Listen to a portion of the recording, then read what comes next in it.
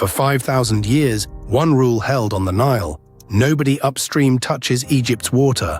Pharaohs enforced it, empires wrote it into treaties, and then a country too poor to keep half its own lights on broke the rule and built the biggest dam in Africa with money collected from its own people. This sounds like a triumph, and it is. It is also why two of the oldest civilizations you can name now circle the same river using words like existential and self-defense. So how close is the most dangerous water dispute on Earth to becoming a water war? And which side is lying to you? Neither. That is the problem. And by the end, you will see why that is so much worse.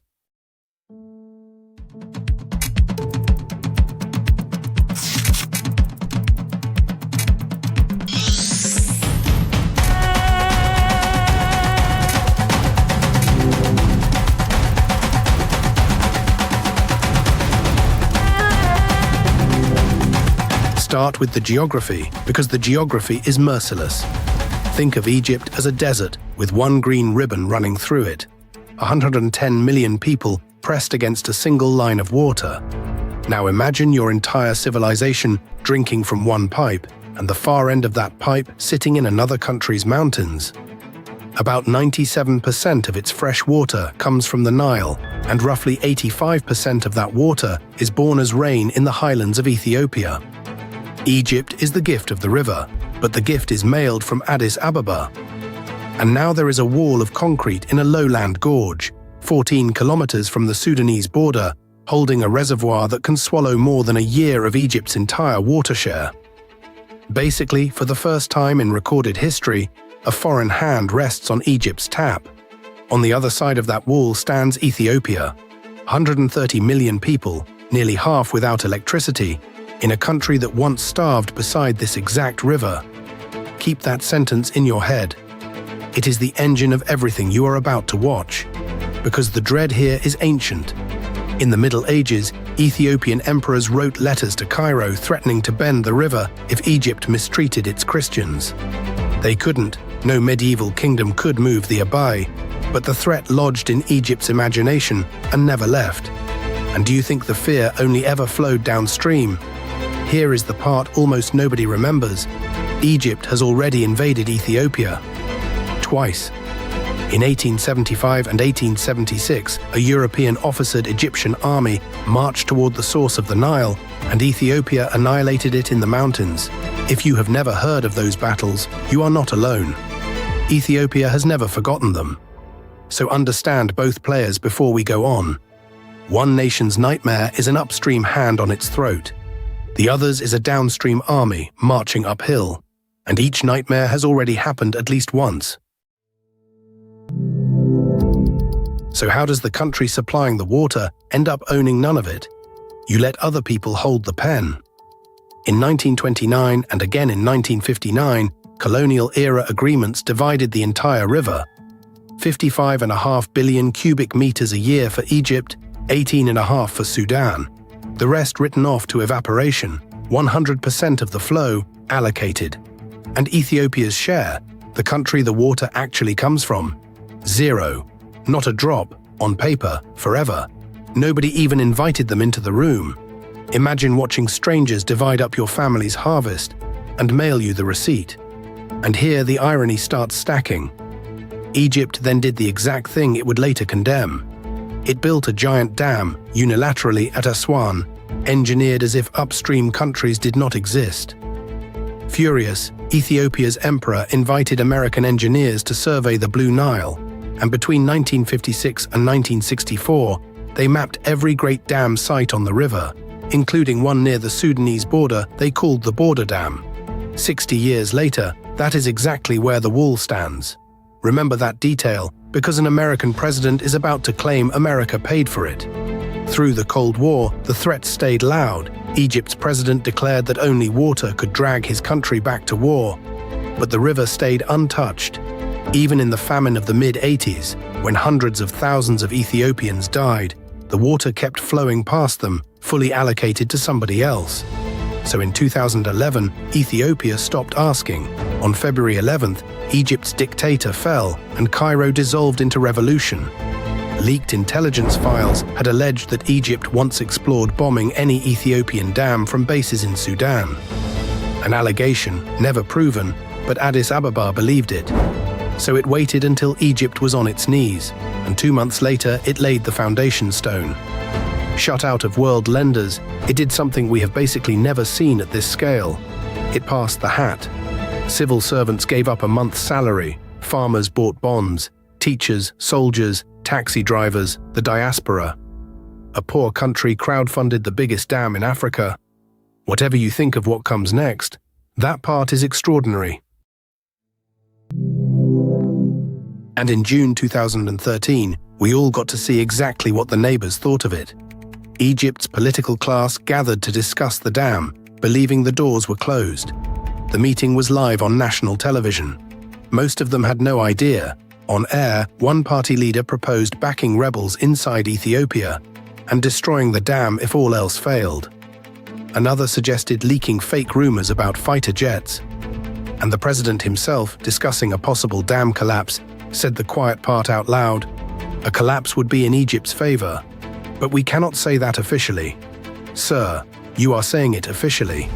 Ethiopians watched their neighbors' leadership workshop the sabotage of their proudest project.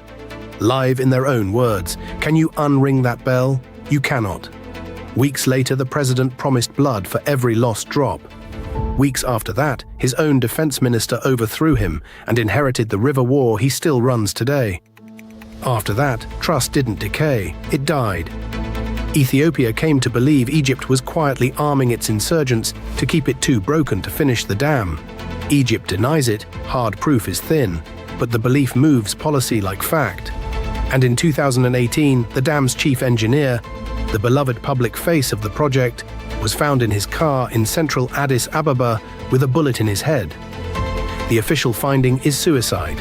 No evidence has ever linked Egypt to his death. But millions of Ethiopians refuse to believe the ruling, and that reflex tells you the real story. These two nations now assume the worst of each other so completely that evidence has stopped mattering. And the diplomacy? We counted 13 years, dozens of rounds, 3 American administrations, and it produced paper, not peace.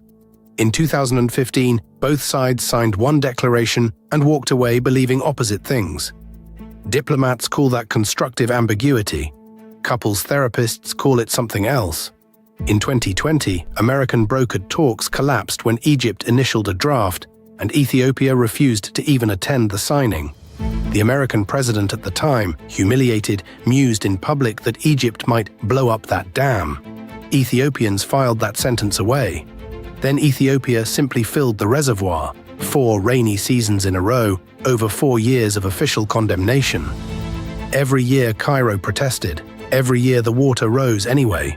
You can guess how that felt downstream. By late 2023, Egypt declared the talks dead. And in September 2025 came the inauguration. Drones painting slogans over the gorge, a 170-meter wall nearly 2 kilometers wide, more than 5,000 megawatts, the Prime Minister calling it proof of what black people can achieve, and comparing it to Adwa, the battle where Ethiopia crushed a European empire. Egypt and Sudan did not attend. Egypt's reply landed the same day, at the United Nations Security Council. Unlawful, existential threat, and any hope that Cairo would look away. Pure delusions. A festival in the Highlands.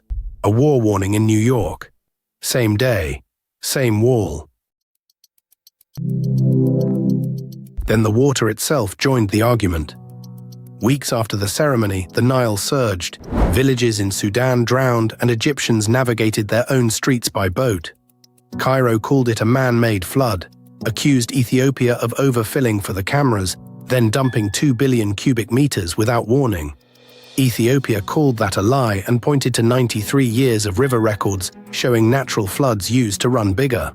The dam, it says, actually blunted the surge. And now we reach the terrifying part. Both can be partly right, and it changes nothing. Because the flood proved the only fact that matters. The water now moves when Ethiopia decides it moves. Like a hand hovering over your kitchen tap. Whether it pours gently is beside the point. The lever exists. That is the revolution. That is the wound that will not close. And 2026 is the year the trenches hardened. In March, Ethiopia announced 3 more dams on the Blue Nile, on the very sites those American engineers mapped in the 60s, a staircase of reservoirs marching towards Sudan. Egypt's answer has been to arm the neighborhood instead. Naval facilities on Ethiopia's flanks in Eritrea and Djibouti, a military pact with Somalia, and, after Israel recognized Somaliland, a rising panic in Cairo about hostile fleets near the approaches to Suez. Egypt even reportedly floated, then denied, an astonishing trade: sea access for landlocked Ethiopia in exchange for a hand back on the tap. Ethiopia did not bite. Into all of this walked the same American president, now claiming the United States had stupidly financed the dam. It hadn't. You already know who paid, offering himself as mediator in a letter warning of military confrontation. Egypt and Sudan accepted instantly. Of course they did. The offered referee already wears their jersey. Ethiopia answered with silence, then announced the new dams. By this summer, the official vocabulary on both sides is dead end, self-defense, all measures permitted. That is not the language of a dispute cooling off. That is the language governments use in the room next to war. And it should worry all of us. Okay, breathe. Is anyone actually going to shoot? As far as we can tell, probably not, for now.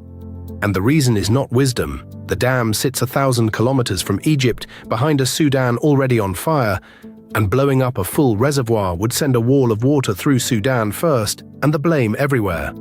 The thing keeping this Cold War cold is not trust. It is physics and bad roads. But strip away the flags, and what are we really looking at? A rehearsal for our century's defining collision. Climate stress, exploding populations, and hardened pride stacked on a resource we cannot grow, only divide. Egypt is telling the truth about its survival. Ethiopia is telling the truth about its survival. The river cannot satisfy both at their maximum, and before you file this under far away, the same collision is coming for rivers on every continent, including yours. 13 years of bulldozers, broadcasts and dead-end summits have taught each side here that the worst interpretation is the safe one. So a wall of concrete stands in a lowland gorge, holding back a year of Egypt's water and a century of Ethiopia's pride. 5,000 years, one rule: nobody upstream touches Egypt's water. That rule is gone, and it is not coming back. Whoever holds the tap now writes the next one. On this channel, we usually show you choke points made of straits, ports and canals. This one is made of rain falling on the wrong side of a border. Watch this river. Our whole century is rehearsing on it.